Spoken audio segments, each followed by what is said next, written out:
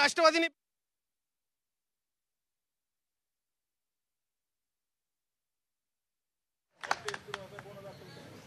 नमस्कार, मी अजित चव्हाण. रणसंग्राम लोकसभेचा मध्ये आपलं स्वागत. प्रेक्षक हो, आज आपण बारामतीमध्ये आहोत. बारामती लोकसभा मतदारसंघाची चर्चा तमाम देशामध्ये आहे. बारामतीच्या जनतेला या निवडणुकीत कुठले मुद्दे महत्त्वाचे वाटतात याची चर्चा आपण करणार आहोत.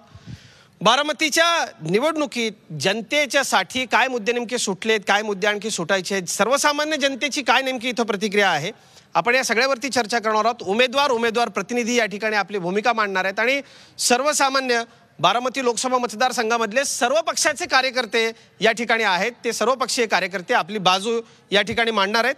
आपण या कार्यक्रमाच्या निमित्तानं बारामती लोकसभा मतदारसंघातल्या अगदी तळागाळातल्या समस्यांपर्यंत जाण्याचा प्रयत्न करणार आहोत आणि एक अत्यंत चांगली चर्चा या ठिकाणी करण्याचा आपण प्रयत्न करू, जेणेकरून बारामतीच्या मतदारांना आपले प्रश्न राष्ट्रीय पातळीवरती या कार्यक्रमाच्या माध्यमातून मांडता येणार आहेत. आपण मान्यवरांची सुरुवातीला ओळख करून घेऊयात. वैशाली नागवडे आहेत आपल्याबरोबर. त्या जिल्हाध्यक्ष आहेत महिला राष्ट्रवादी काँग्रेस पक्षाच्या आणि गेली अनेक वर्ष त्या या पक्षामध्ये काम करत आहेत. वैशालीताई, आपलं स्वागत.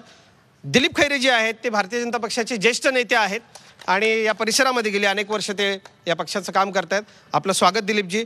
नवनाथ पडळकर आपल्याबरोबर आहेत. नवनाथ पडळकरजी वंचित बहुजन आघाडीच्याकडनं निवडणुकीच्या रिंगणात आहेत आणि वंचित बहुजन आघाडीला का निवडून द्यायचं हे नवनाथजी या ठिकाणी सांगणार आहेत. काळूराम चौधरी आपल्याबरोबर आहेत. ते प्रदेश सचिव आहेत बसपाचे आणि बसपाला का निवडून द्यायचं याची भूमिका काळूराम चौधरीजी इथं मांडणार आहेत. आपल्या सगळ्यांकडे मी येईल. आपण संसदीय पद्धतीनं अत्यंत चांगल्या पद्धतीनं आपल्या जनतेच्या मनातले प्रश्न या ठिकाणी मांडा, त्याकरता आपलं स्वागत असेल. लोकसभा स्तरावरच्या प्रश्नांवर आपण चर्चा करूयात.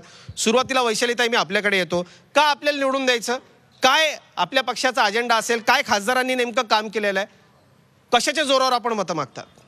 खरं तर खासदार सुप्रियाताई सुळे या दोनदा या मतदारसंघातनं निवडून गेलेल्या आहेत आणि अनेक विकास हा आमचा पहिला मुद्दा आहे. कारण विकासाशिवाय म्हणजे राजकारण हे कशासाठी आपण करत असतो, तो विकासासाठी करत असतो. मग ते रेल्वे असेल, दळणवळण यंत्रणा असेल, रस्ते असेल, पाणी असेल, आरोग्य असेल, ह्या सगळ्या सुविधा उपलब्ध करून देण्याचं काम आमच्या खासदार आदरणीय सुप्रियाताई सुळे यांनी प्रामाणिकपणे त्याचा प्रयत्न केलेला आहे. त्याच्याबरोबर राजकीय जबाबदारी असेल, संसदेतली जबाबदारी असेल. संसदेमध्ये त्यांना 5 वेळा संसद रत्न पुरस्कार मिळालेला आहे. विरोधात असताना सुद्धा, म्हणजे आपण सत्तेत नसताना सुद्धा सरकार म्हणजे अनेक संसद रत्न पुरस्कार ताईंना मिळालेले आहेत.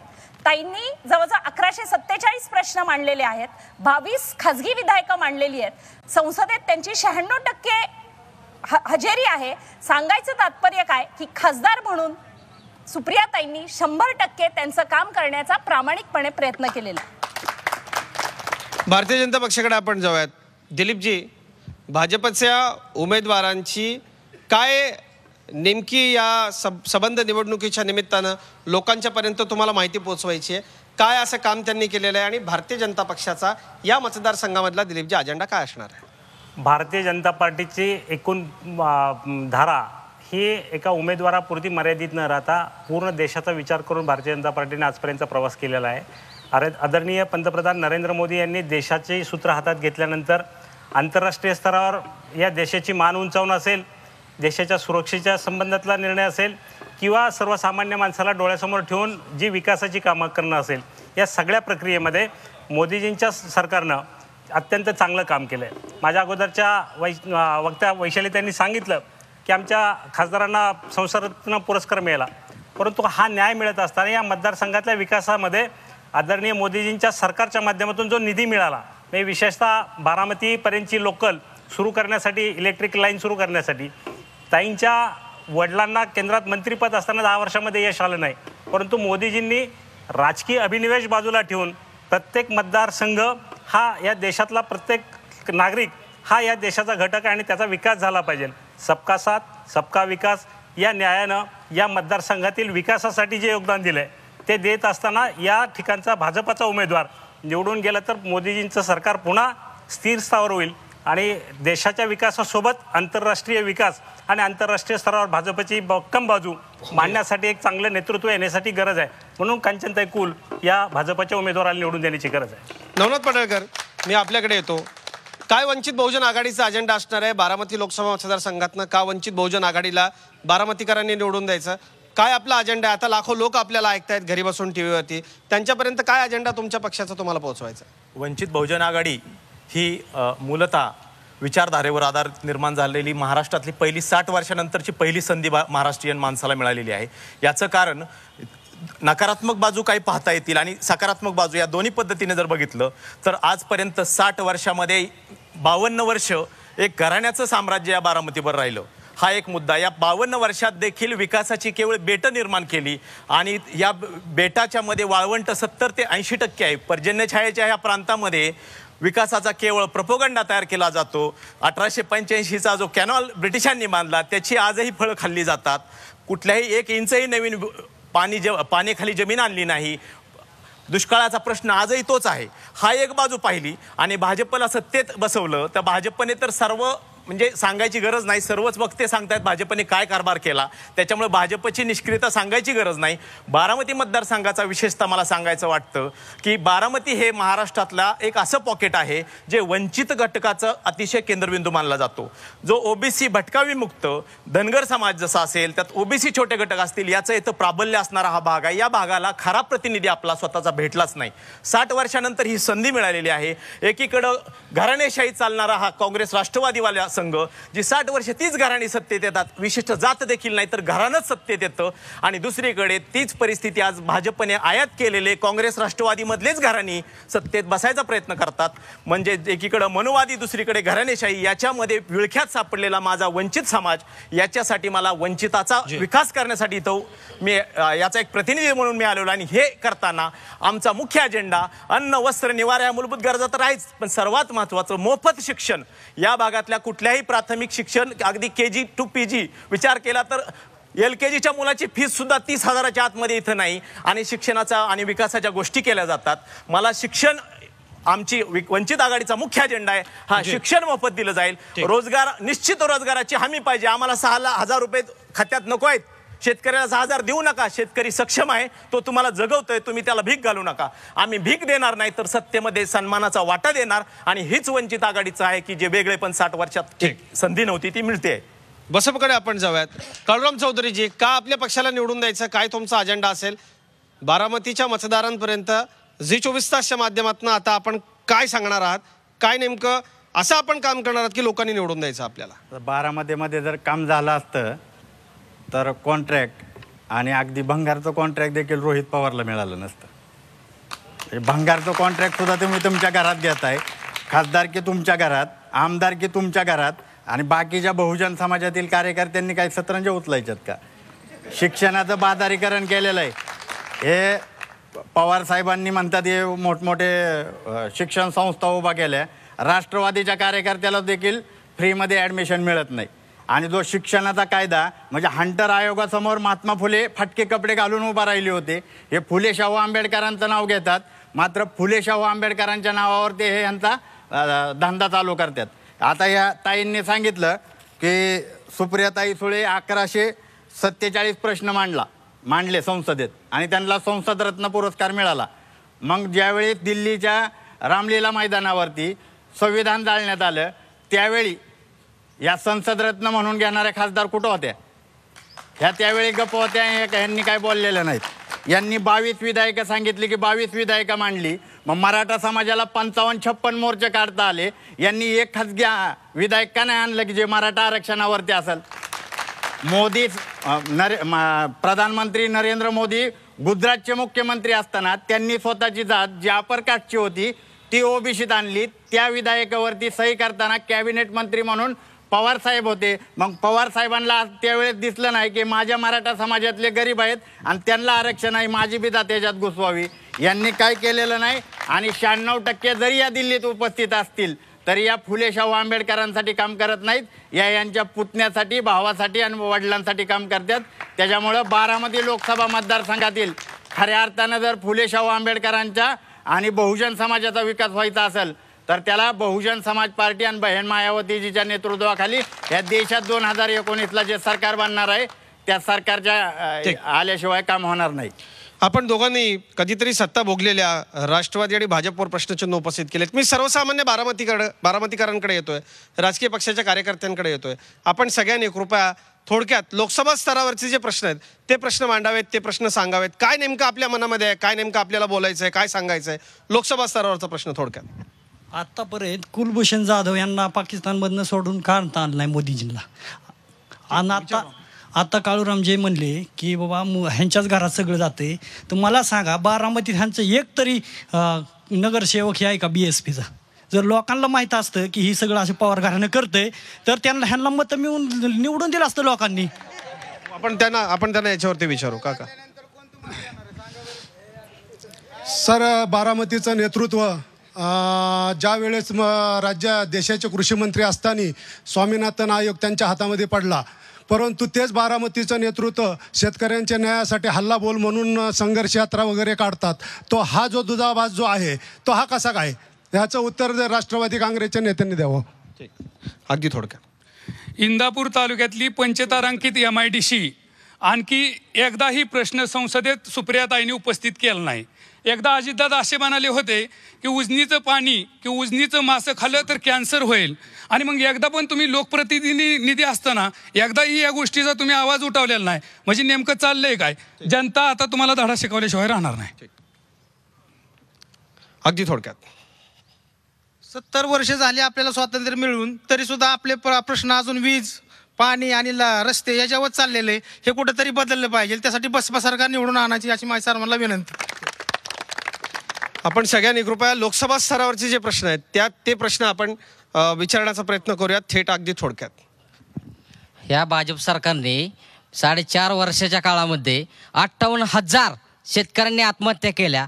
ह्याला जबाबदार कोण? ही पाप कुणाचं आहे? ही भाजप सरकारचंच आहे ना.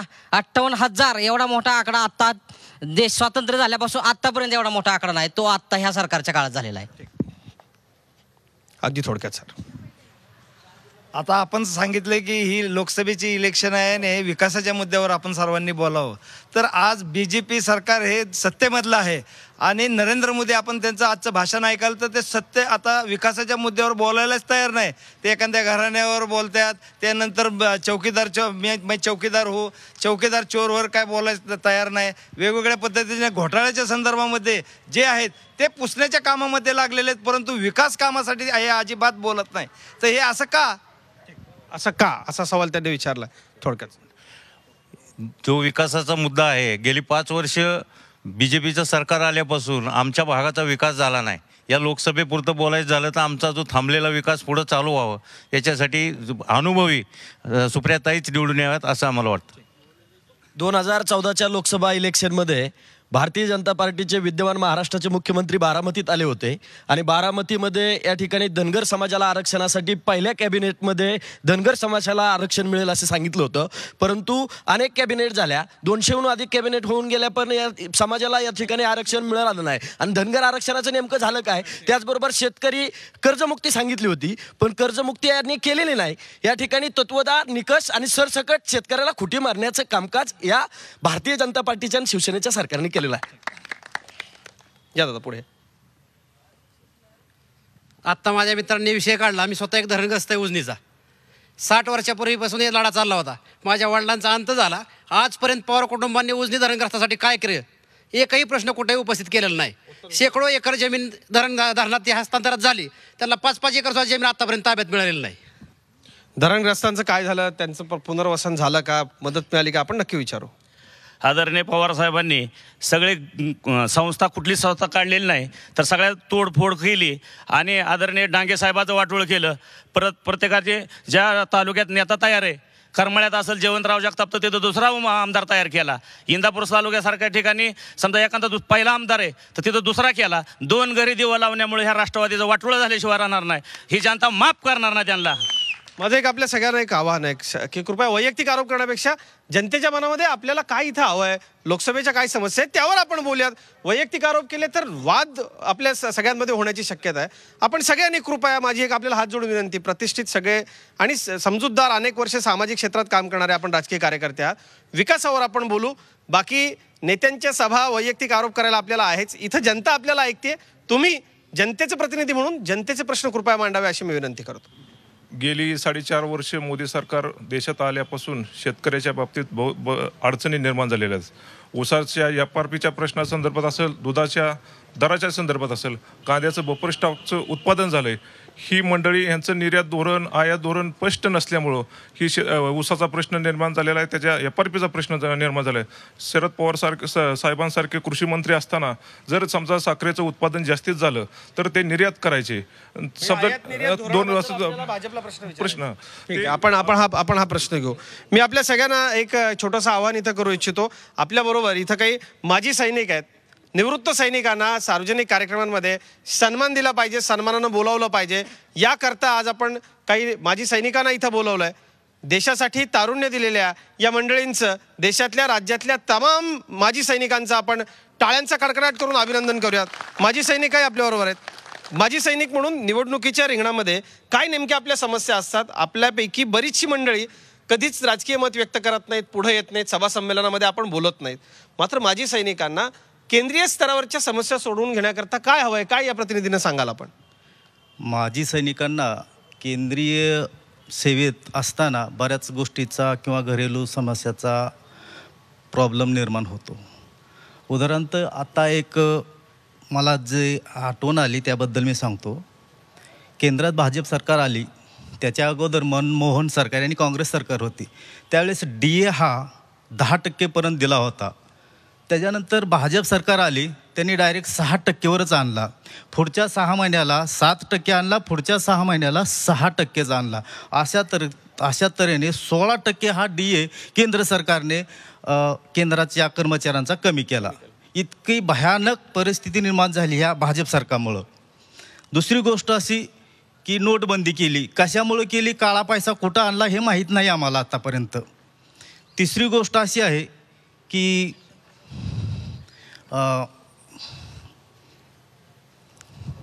हरकत नाही, या दोन गोष्टींच्या बाबतीत आपण विचारूया. आणि तुमचा जो महत्त्वाचा प्रश्न आहे की सैनिकांचा जो भत्ता आहे तो कमी कसा झाला किंवा का झाला, त्याबद्दल हे जे पुढे भविष्यात निवडून येणारे खासदार काय करतील, अगदी थोडक्यात. वर्ध्यामध्ये आता नरेंद्र मोदींनी जे सभेमध्ये पवार कुटुंबीय व पवार यांच्याविषयीच बोलले, त्याच्यामुळे महाराष्ट्रातल्या जनतेला एक लक्षात आलं की फक्त पवार कुटुंबियांनाच हे टार्गेट आणि पवारांनाच करतायत. म्हणजे ही राष्ट्रवादीसाठी फार जमेची बाजू आहे. हा एक मुद्दा दादांचा लक्षात आला, अगदी थोडक्यात. आता जे सरकार आहे भारतीय जनता पार्टीचं, त्यानं जे जागतिक लेवलला जे सन्मान देण्याचं काम केलेलं आहे ते खऱ्या अर्थाने भारतीय नागरिक म्हणून मला त्याचा खऱ्या अर्थाने अतिशय त्याचं कौतुक करावं लागेल. जे जगाच्या पाठीवरती आजपर्यंत भारतीय म्हणून, जगाच्या पाठीवरती आजपर्यंत भारतीय नागरिक म्हणून कधीही सन्मान मिळाला नव्हता, परंतु नरेंद्र मोदींच्या नेतृत्वाखाली जगाच्या पाठीवर जो सन्मान मिळाला तो खऱ्या अर्थाने अतिशय कौतुकाचा आहे. मी सगळ्यांकडे येतोय, सगळ्यांकडे येण्याचा प्रयत्न. इथं काही महिला भगिनी आहेत, त्यांना बोलायचं आहे. आपण महिलांनाही बरोबरीचं अगदी प्राधान्य आपण दिलं पाहिजे. ताई, अगदी थेट थोडक्यात. जाहिरातीवर 6,110 कोटी रुपये खर्च झालेला आहे. तो सर्वसामान्यांच्या खिशातून झालेला खर्च आहे हा. तर काही खर्च असेल तर प्रत्येक पक्षाने आपापल्या खिशातून करावा. हा समाजाचा पैसा आहे, तर तो या कारणासाठी वापरला नाही गेला पाहिजे. आणि जातींमध्ये भांडणं लावायचं काम, OBC समाजाला आरक्षण देऊ असं त्यांनी सांगितलं, परंतु मराठा समाजाला पण आरक्षण देऊ असं ते म्हटले, परंतु OBCला वाटले की आमच्यामधूनच त्यांना आरक्षण देतात की काय. त्यामुळे त्या दोघांमध्ये पण एकमेकाकडे बघण्याचं, जातींमध्ये भांडणं लावून देण्याचं काम ह्या भाजपाने ह्या 5 वर्षामुळे केलेलं आहे. ठीक. इथं काही महिला भगिनींना बोलायचं असल्यास मी आपल्याकडे नक्की येईन, आपण बोलवा. राजकीय कार्यकर्त्यांचे अनेक प्रश्न येत आहेत. या बाजूला मी आलोच नाही. इकडच्या आपल्या काही सहकाऱ्यांना बोलायचं असल्यास आपण त्यांच्या प्रतिक्रिया आपण घेऊ. अगदी थेट थोडक्यात. आज भाजप सरकारचं म्हणजे आता ते भाजपचे प्रवक्ते म्हणले की विकास झाला नाही. इथं अरुण जेटली आलते आणि मोदीजी आलते. तर अरुण जेटली काय म्हणलेले हे तुम्ही आठवा की अशा 100 मारामती झाल्या तर देशाचा म्हणजे नाही, देश उंचावर जाईल. अशा तुम्ही आठवा. जर अरुण जेटलीला ज्यांना वाटतंय ना विकास झाला नाही, त्यांनी अरुण जेटलीला विचारावं की विकास झाला का नाही. अगदी थोडक्यात. जी येतो. शेतकरी संघटनेचे काही कार्यकर्ते इथं आहेत, त्यांची आपण प्रतिक्रिया घेऊ. नमस्कार.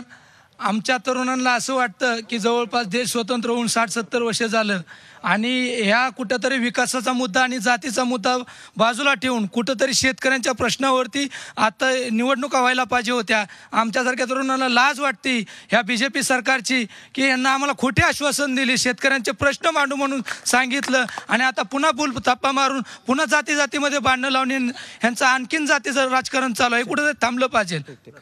एक आपण आता या सर्व बारामतीकरांचे प्रश्न ऐकले.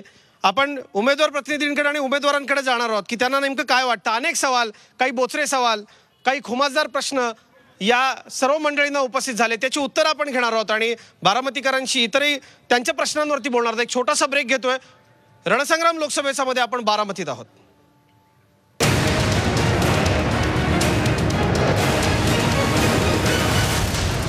स्वागत. आपण बारामतीमध्ये आहोत. बारामती लोकसभा मतदारसंघातले मतदार आणि राजकीय कार्यकर्त्यांनी सोबतच पडळकर आणि चौधरी या द्वयींनी भाजप आणि राष्ट्रवादी दोघांनाही अनेक प्रश्न उपस्थित केले.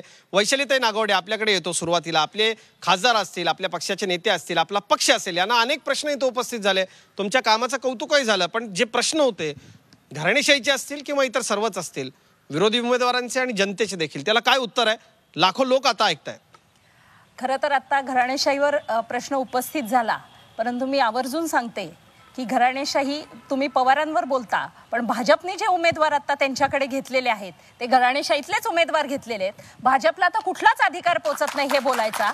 आज आमच्या भाजपच्या उमेदवार असतील ह्याही घराणेशाहीवरच उभे आहेत. त्यांचे आजच सासरे सभापती होते दौंड तालुक्याचे, त्यांचे सासरे आमदार होते, त्यांच्या सासूबाई आमदार होते, त्यांचे मिस्टर आता आमदार आहेत आणि त्या स्वतः आता खासदारकीला उभ्या आहेत.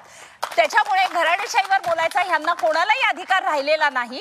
आणि तोडफोडीचं राजकारण आता उपस्थित त्यांनी केलं तर माझं म्हणणं आहे तोडफोडीचं राजकारण आम्ही करतोय का भाजप करतोय हे तुम्ही बघा. बीडमध्ये कालचा प्रश्न तुम्ही आता कोणीतरी उपस्थित केला की बीडचं राजकारण असेल किंवा इतर, तुम्ही घराघरात भांडणं आणि जातीमध्ये भांडणं लावायचं काम भाजप सरकार करतंय. विकासाच्या मुद्द्यावर फक्त राष्ट्रवादी काँग्रेस आघाडी ही विकासाच्या मुद्द्यावर ही निवडणूक लढणार आहे. आम्हाला कुठल्या जातीमध्ये भांडणं लावायची नाहीत, आम्हाला कोणाशी भांडायचं नाही, आम्हाला फक्त देशाचा विकास साधायचा आहे. हा आमचा मूळ मुद्दा आहे. आता सांगितल्याप्रमाणे की मी सुरुवातीलाच सांगितलं, ताईंनी प्रत्येक विकासाच्या कामामध्ये पुढे राहून सगळ्या क्षेत्रातली विकासाची कामं केलेली आहेत. मग ते रस्ते असेल, वीज आहे. आता बोलायचं म्हटलं, तुम्ही जर बघितलं की एकूण एक पक्ष प्रतिनिधी पवार घराण्यावर किंवा पवार, कारण पवारांवर टीका केल्याशिवाय महाराष्ट्रातलं राजकारणच होऊ शकत नाही असं विरोधकांना वाटतं. मग तुम्ही माननीय पंतप्रधान परवा वर्ध्यात आले, त्यांनी सुद्धा फक्त पवारांवरच टीका करावी. हे खरं तर मला एक सर्वसामान्य नागरिक म्हणून असं वाटलं होतं की पंतप्रधान विकासाचे मुद्दे घेतील, पुढच्या 5 वर्षात काय विकास करणार आहेत हे सांगतील. परवा आमच्या राहुल गांधींनी सांगितलं की 72,000 रुपये ते प्रत्येक जणाला देणार आहेत. असा काहीतरी अजेंडा घेऊन पंतप्रधान ह्या महाराष्ट्रात येतील. पण पंतप्रधान ह्या महाराष्ट्रात आले आणि बहुतेक त्यांच्या कानात सांगणारे इथले मुख्यमंत्री, त्यांनाही मुख्यमंत्र्यांना माहिती आहे पवारांना बोलल्याशिवाय आणि पवारांच्या नादी लागल्याशिवाय आपणही दिल्लीत मोठं होणार नाही. आणि म्हणून त्यांनी हे सगळं राजकारण सुरू केलेलं आहे. अनेक जण बारामतीच्या विकासावर बोलतात. मला एकच म्हणायचंय, कुठल्या सहकारी संस्था कुठल्या पक्षाने आतापर्यंत चालवून दाखवलेल्या आहेत, कुठल्या सहकारी संस्थांमध्ये त्यांनी सहभाग घेतलेला आहे, पण ताई विकासाची बेट फक्त तयार झाली असं एक आक्षेप. कुठल्या विकासाच्या संस्था त्यांनी चालवलेल्या आहेत. पण आता जर तुम्ही बघितलं जे साखर कारखाने अडचणीत आहेत त्याच्यात आत्ताचे उमेदवार आहेत त्यांचे पती राहुल कुल हे स्वतः चेअरमन आहेत भीमा पाटस सहकारी साखर कारखान्याचे. त्याची अवस्था काय आहे, पंकजा मुंडेंच्या कारखान्याची अवस्था काय आहे. त्याच्यामुळे सहकारी किंवा कुठल्या संस्थांवर कोण मोडतोड केली. आता आमच्या ताईंनी एक प्रश्न उपस्थित केला की 6,000 कोटी जाहिरातींवर खर्च केला. तुम्हाला कोणाला माहित नसेल पण नोटाबंदी झाल्यानंतर नवीन नोटा छापण्यासाठी 28,000 कोटी रुपये ह्या भाजप सरकारने खर्च केले. तेच 28,000 कोटी जर विकासावर खर्च केले असते तर कदाचित आज मोदींच्या सभेला गर्दी सुद्धा होऊ शकली असती. पण आज मोदी इतके वायबल झालेत. तुम्ही परवाच्या कालच्या शो मध्ये बघितलं की म्हणजे खरं तर पंतप्रधान आहेत ते, आमची संस्कृती आम्हाला चांगल्या गोष्ट शिकवते. आज पाडवा आहे, नवीन वर्षाच्या शुभेच्छाही सगळ्यांना देते. पण आमच्या कल्चरमध्ये अशी बोलायची सवय नाही, त्याच्यामुळे मी असं म्हणणार नाही. पण पंतप्रधान काल जे बोलले किंवा काल त्यांची थोडंसं पायाखालची वाळू सरकली की काय, एवढ्या योग्य शब्दात फक्त मी सांगते. मला वेगळ्या शब्दांनी सांगू शकते पण पवार साहेबांनी असेल आमच्या सर्व नेत्यांनी आम्ही एका चांगल्या संस्कृतीत वाढलेलो आहोत. त्यामुळे तोडाफोडाचं राजकारण आम्हाला करायचं नाही, आम्हाला फक्त विकासाचंच राजकारण करायचं. आपण दिलीपराव खैरेंच्याकडे जाऊया. दिलीपरावजी, आपल्या पक्षाला काही प्रश्न उपस्थित झाले, मग ते शेतकरी कर्जमाफीचे होते, रोजगारासंबंधातले होते, मराठा, धनगर, मुस्लिम या आरक्षणाचे प्रश्न लोकांच्या मनामध्ये आहेत. जी आश्वासनं आपण दिली होती अगदी पहिल्या कॅबिनेटचं सगळेच बोलून दाखवतात. याला काय उत्तर आपण द्याल? कारण हे प्रश्न लोकांच्या मनामध्ये आहेत. याला उत्तर देताना आता आपल्या इथले स्थानिक पातळीवरचे मुद्दे काय असतील त्याचंही स्पष्टीकरण आपण द्यावं. बारामतीचे लाखो मतदार आपल्याला ऐकतात. या ठिकाणी मी नम्रपणानं सांगू इच्छितो की आदरणीय तत्कालीन प्रदेशाध्यक्ष आणि आजचे राज्याचे मुख्यमंत्री यांनी बारामतीमध्ये धनगर आरक्षणाच्या संबंधामध्ये निश्चितपणानं एक ठाम भूमिका घेतली होती की आम्ही धनगर समाजाला आरक्षण देण्यासाठी निश्चितपणानं एक कृती करू. आणि गेल्या 5 वर्षामध्ये सरकारने या संबंधामध्ये आवश्यक असणाऱ्या ज्या तांत्रिक बाबी आहेत, शेवटी आरक्षण देतो म्हणलं तरी मागच्या सरकारनं मराठा समाजाला आरक्षण देण्याच्या संबंधातली भूमिका घेतली आणि कोर्टामध्ये टिकलं नाही. म्हणजे दिलं आणि ते जर टिकणार नसेल तर त्याला काहीच अर्थ राहत नाही. या सरकारनं 5 वर्षामध्ये कृतीशील कार्यक्रम करताना मराठा समाजाचं आरक्षण असेल, त्याच्या संबंधातले आवश्यक ते कारवाई असतील त्या सगळ्या पूर्ण केल्या. नुकताच माननीय उच्च न्यायालयाच्या समोर मेडिकलच्या ॲडमिशनच्या संबंधामध्ये याचिका प्रलंबित होती, तिचा निकाल देताना स्थगिती द्यायला कोर्टाने नकार दिला. ते ॲडमिशन्स आरक्षणाच्या कोट्यामधून द्यायला हरकत नाही अशा प्रकारची भूमिका कोर्टाने घेतली. ती स्थिती धनगर आरक्षणाच्या संबंधातली. धनगर आरक्षणाच्या संबंधामध्ये एक रिटायर्ड पोलीस ऑफिसर आहेत की ज्यांनी शिंदे म्हणून त्यांनी माननीय उच्च न्यायालयामध्ये एक याचिका प्रलंबित आहे आणि त्या याचिकामध्ये त्यांनी जे मुद्दे उपस्थित केले होते त्याला पूरक अशी भूमिका. या राज्यामध्ये धनगर आणि धनगड अशा वेगवेगळ्या कम्युनिटी नाहीत, तर धनगरच कम्युनिटी आहे. धनगड ही कम्युनिटी महाराष्ट्रामध्ये नाही. त्याची पूर्तता होईल यासाठी प्रयत्न तुमचे सुरू आहेत. निश्चितपणानं रोजगाराच्या बाबतीत आपण काय सांगा? नाही, या सगळ्यामध्ये रोजगाराच्या विषयावर पण या सरकारनं महाराष्ट्रामध्ये नव्हे तर देशभरामध्ये एकूण इन्फ्रास्ट्रक्चर म्हणजे रस्ते असतील, मेट्रो असतील, या संबंधातली अनेक कामं सुरू आहेत आणि या सगळ्या कामांमधूनच रोजगार निर्मिती होत असते. इन्फ्रास्ट्रक्चरचं सुरू असलेलं काम आपण सगळे महाराष्ट्रामध्ये कुठल्याही रस्त्यानं जायचं म्हटलं तर एकही रस्ता असा नाही की ज्या रस्त्यावर काम सुरू नाही. हे विकासाचं मॉडेल मोदीजींच्या आणि पंतप्रधान मोदींनी असतील, राज्याचे मुख्यमंत्री देवेंद्रजी असतील, यांनी महाराष्ट्राच्या पूर्ण कानाकोपऱ्यामध्ये विकास पोहोचवण्याचं काम केलं. बारामतीच्या विकासाच्या पुरतं आणि या खासदारांच्या संबंधातलं म्हणाला तर 5 वर्षामध्ये खासदारांना जो निधी उपलब्ध झाला, वार्षिक 5 कोटी होतो, याच्यातला 50% खासदार निधी त्यांना उपलब्ध असलेल्यातला 50% निधी युटिलाइज करता आला नाही.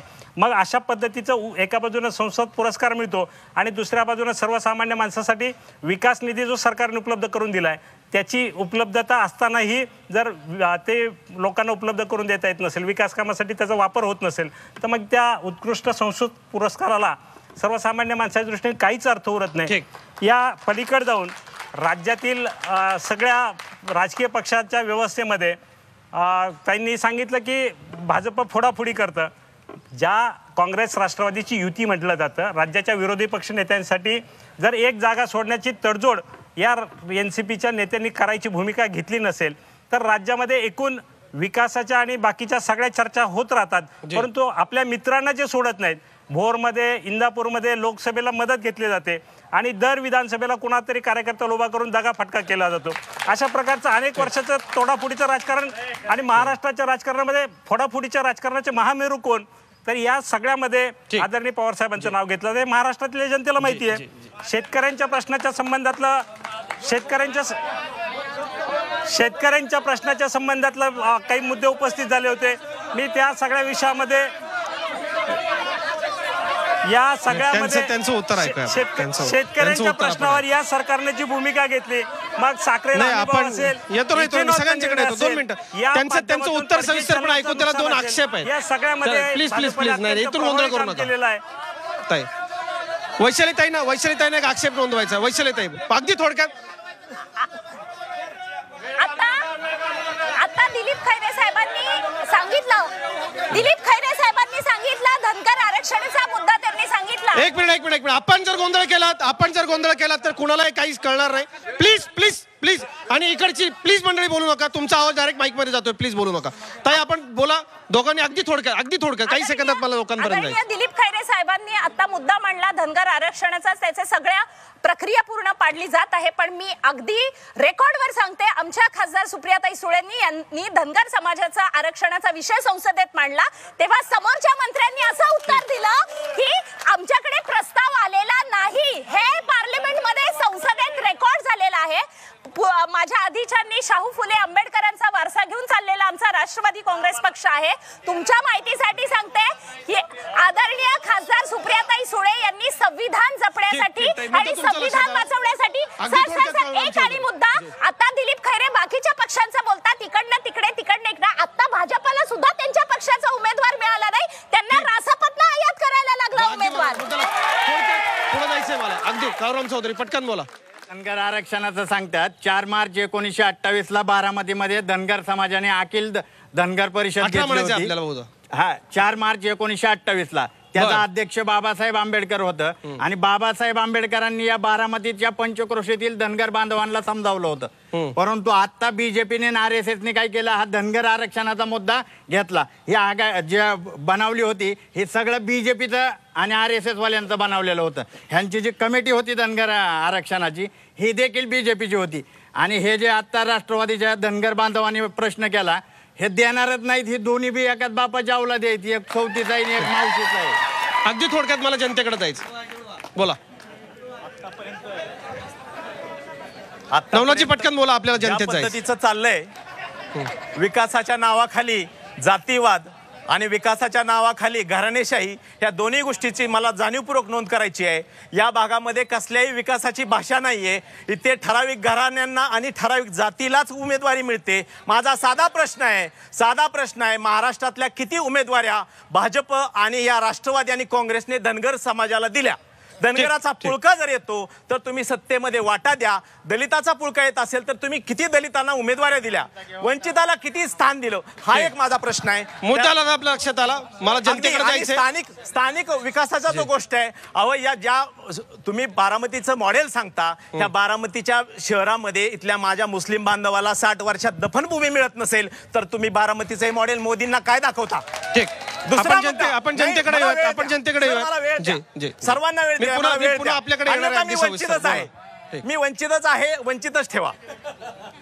मुद्दा आहे माझा की हे जे सर्व चाललंय, भाजपची बी टीम इथे राष्ट्रवादी आहे, राष्ट्रवादीची बी टीम बारामतीमध्ये भाजप आहे. याचं कारण सांगतो, हे दोनही एकाच घराण्याची मंडळी आहेत आणि 60 वर्ष शेजारच्या दौंडमध्ये आणि बारामतीमध्ये यांचंच राज्य आहे.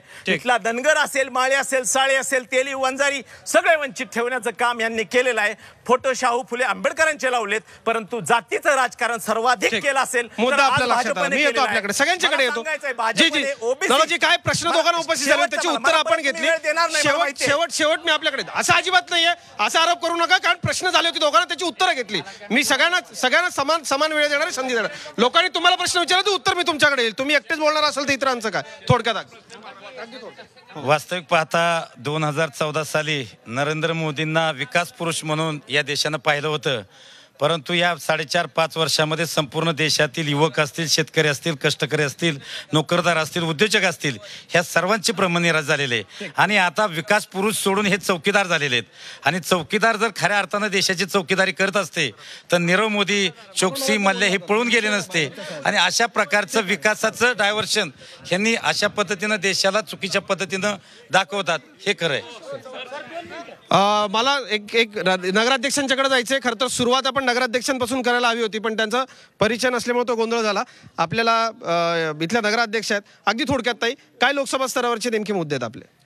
नमस्कार. सर्वप्रथम सर्वांनाच नवीन वर्षाच्या मी हार्दिक शुभेच्छा देते.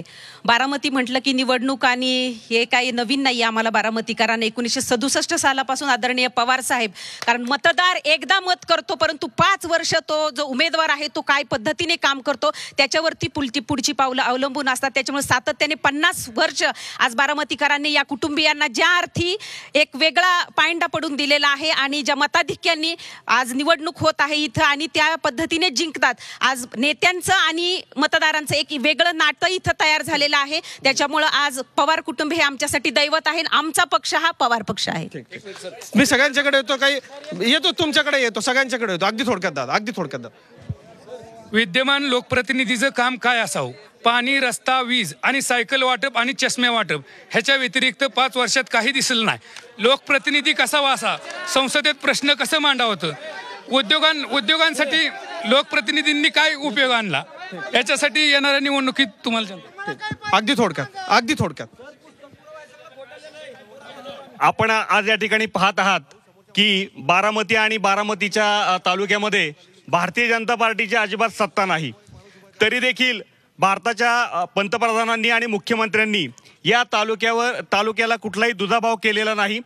सर्व योजना ज्या राज्य सरकारने आणि केंद्र सरकारने देशात आणि राज्यात लागू केलेल्या आहेत या सर्व योजना बारामतीमध्ये दिल्यात. दुसरी महत्त्वाची गोष्ट आपल्याला सांगतो की प्रधानमंत्री आवास योजनेच्या माध्यमातून अनेक गरजू आणि गरीब लोकांना घर उपलब्ध करून दिलेलं आहे. आपला मुद्दा लक्षात आला. काका अगदी थोडक्यात. नमस्कार. मला भीमा पाटसचा मुद्दा नागवडे ताईंनी काढला. मला भीमा पाटसच्या दुरवस्थेस जबाबदार कोण आहे हे नागवडे ताई तुम्हाला माहिती आहे. आणि या आजूबाजूच्या आमच्या भागामध्ये अनेक कारखाने तुम्ही खाजगी उभारून जर भीमा पाटसचा ऊस कमी केला तर तो अडचणीत येणारच. परंतु तरी 18 वर्षामध्ये पैसे आत्ता जमा होतात. तरी 18 वर्षामध्ये आता आम्हाला एक विचारायचं आहे की जर पाटसचा मुद्दा इलेक्शन मध्ये घ्यायचा तर पाटसच्या इलेक्शन मध्ये या आणि तुम्ही मुद्दा मांडा. वाघोली पारगाव हातवळण रस्ता ह्यांनी केला असं सांगितलंय. ह्या काय पुरावा आमचा की हा रस्ता कोणी केलाय? हा का वाघोली पारगाव 25 कोटीचा रस्ता मंजूर पत्र आहेत सगळी तुम्ही दाखवा. पत्र ह्यांनी खोटवलेलं आहे. दुसरं अष्टविनायक मार्ग म्हणतात आम्ही केला. अष्टविनायकचा हा घ्या पुरावा. यांनी एक पत्र दाखवा, पुस्तक दाखवा यांचं पुस्तकात आहे. दुसरी गोष्ट हे सांगतात की आम्ही रेल्वेचं हे केलं, त्यांचं पुस्तक आहे. रेल्वेचं सांगतात हे की आम्ही केलं हे काय वाचूनच सांगावं लागतंय. 3/4/2018 आढळरावांनी पियुष गोयलला पत्र दिलंय. 22 नोव्हेंबर यांनी जेवढं पुस्तकात पूर्ण खोटे त्यांनी मी माझी एक विनंती सगळ्यांना, आपण जर खाली बसलात तर मला सगळ्यांच्याकडे येत आहे. पुरावा देतो आम्ही. ओपन चॅलेंज केलंय राष्ट्रवादीला दौंड तालुक्यात. तुम्ही पण या, आम्ही चॅलेंज देतो. दौंडमधनं आलेली ती मंडळी आहेत. ताई अगदी थोडक्यात. येतो दादा तुमच्याकडे येतो अगदी थोडक्यात. नमस्कार सगळ्यांना गुढीपाडव्याच्या शुभेच्छा. या ठिकाणी माननीय नगराध्यक्षांनी सांगितलं किंवा या ठिकाणी बोललं गेलं की पवार साहेब हे वंचितांना किंवा कुठल्याही एखाद्या ओबीसीला महत्त्वाची जागा देत नाही. मला अभिमानाने सांगावं असं वाटतं की आज आमची जी नगराध्यक्ष आहे ओपन महिला होते तर तरी पण या ठिकाणी ओबीसी महिलेला त्या ठिकाणी बारामती नगरीचं नगराध्यक्षपद दिलं. माजी आमदार विजय मोरे हे सुद्धा त्याचंच उदाहरण आहे. आदरणीय पवार साहेबांनी कधीच असा दुजाभाव जातीपातीचा जातीभेद केलेला नाही. अगदी थोडक्यात. मला त्या ताईंना विचारायचंय की ती फुले शाहू आंबेडकरांचा महाराष्ट्र सांगतात, तुम्ही संविधान वाचवायचे वार्ता करतात. 15 वर्षात तुमची जेव्हा सत्ता होती सगळ्यात जास्त कलमांची बदली तुमच्या सत्तेत झालेली आहे. मला ह्याचं उत्तर पाहिजे तुमच्याकडून. याचं उत्तर ते विचारतात. 60 वर्षात सर तालुका आमचा विकासापासून वंचित होता. तो हे 5 वर्षात विकासाच्या बाजूने वाटचाल करत आहे. एक शेतकऱ्याचा एक प्रश्न आहे साहेब, माझ्यासाठी कृपया आपण हे पकडा. अगदी थोडक्यात. शेतकरी आत्महत्या केली कालच. मग सरकार कुठलंही असो, ऊस उत्पादक शेतकरी जर आत्महत्या करत असेल, काल आदरकी या ठिकाणी 50 टनासाठी एका शेतकऱ्याने दशरथ नारायण कदम म्हणून आत्महत्या केली. मग कुठलं सरकारला लक्ष देते? विदर्भात मराठ्यात आत्महत्या होते, इथं ऊस उत्पादक शेतकरीच बी आत्महत्या करायला लागला. साखर आयुक्त, जिल्हाधिकारी, कलेक्टर जे आहेत ते कुणीच देत नाहीत. मग या ठिकाणी शेतकऱ्यांना न्याय मिळवून देणार आहे का नाही तुम्ही? मला बसपाच्या काही मंडळींना एक त्यांचं प्रतिनिधित्व केलं पाहिजे. सगळ्यांचं गेलं पाहिजे. अगदी थोडक्यात. मी साहेब येणार आपल्याकडे. खाली बसलात तर तुमच्या प्रतिनिधीला बोलता येईल. अगदी खाली. आता एक माझा मित्र असा बोलला की BSPचं सीट येत नाही. पहिलं तुमच्या दादाला सांगा की पैसे वाटायचं बंद करा. आणि दुसरी गोष्ट तुम्ही म्हणताय बारामतीचा विकास झालाय. विकास हा काय झाला नाही, बकास केलाय. आता तुम्ही 40 किलोमीटर अंतरावर जावा, अजिबात पाणी असं काही नाही. मुद्दा त्यांचा लक्षात आला. सर आपण बोलू. येतो सगळ्यांच्याकडे मी येतो तुमच्या रासपकडे येतो. आज आम्ही आघाडीचा धर्म पाळलेला आहे. इथून मागच्या काळात मी काँग्रेसचा कार्यकर्ता आहे. माननीय हर्षवर्धन पाटील साहेबांचा कार्यकर्ता आहे. अख्ख्या पुणे जिल्ह्यातील काँग्रेस महाआघाडीचा धर्म पाळणार आहे. इथून पुढच्या काळात तुमच्याकडून सुद्धा अपेक्षा आहे तुम्ही सुद्धा पाळला जावा. आणि बीजेपी सरकारचे तर काय, आपण मोदी साहेबांनी घोषणा केली की आजच्या दिन आने वाले, लेकिन गडकरी साहेबांनी सांगितलं की सिर्फ महसूस करणे पडते. त्याच्यामुळे भाजप सरकार हे 100% सगळ्यांचे मुद्दे लक्षात आले. ताई जाता जाता 30 सेकंद आहेत आपल्याकडे, तुमच्या उमेदवाराबद्दल सांगा. 30 सेकंद आहेत शेवटचे. तुमच्या उमेदवाराबद्दल. आमच्या उमेदवार ह्या सक्षम आहेत. आमच्या उमेदवार ह्या सक्षम आहेत. आमच्या उमेदवार ही कोणाची बायको म्हणून निवडून येणार नाहीये. आमची उमेदवार स्वतः सगळीकडे पार्लमेंट मध्ये परफॉर्मन्स करणारी आहे, अनुभवी आहे, गेल्या 10 वर्षाचा अनुभव आहे आणि सुरुवातीला 10 वर्षे समाजकारण करून त्या राजकारणात आलेल्या आहेत. त्या उगाचच उभ्या राहिलेल्या नाहीत कोणाची बायको म्हणून. आणि काँग्रेस आवाज प्लीज. आपण जर आपण जर सगळे खाली बसलात तर हा आवाज टीव्हीवर जातोय. सगळ्यांना प्रतिनिधित्व करता आलं पाहिजे. ठीक दादा, जाता जाता 30 सेकंदात का तुम्हाला निवडून द्यायचं? टीव्हीवरती हा आवाज जातोय, का तुम्हाला निवडून द्यायचं? 30 सेकंदात प्लीज. नाही आपण मागे हे चुकीचं संस्कृती ही जनता नाही हे चुकीचं आहे. आपण बसा.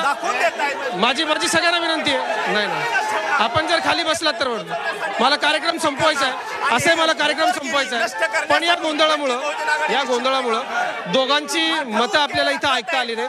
हे थोडंसं मला दुःखद वाटतंय, पण हरकत नाही. बारामतीच्या जनतेनं अत्यंत संयत पद्धतीनं अनेक मुद्दे इथं मांडले. या निवडणुकीत बारामतीच्या जनतेनं भरघोस मतदान करावं अशी इच्छा आपण व्यक्त करू. या कार्यक्रमामध्ये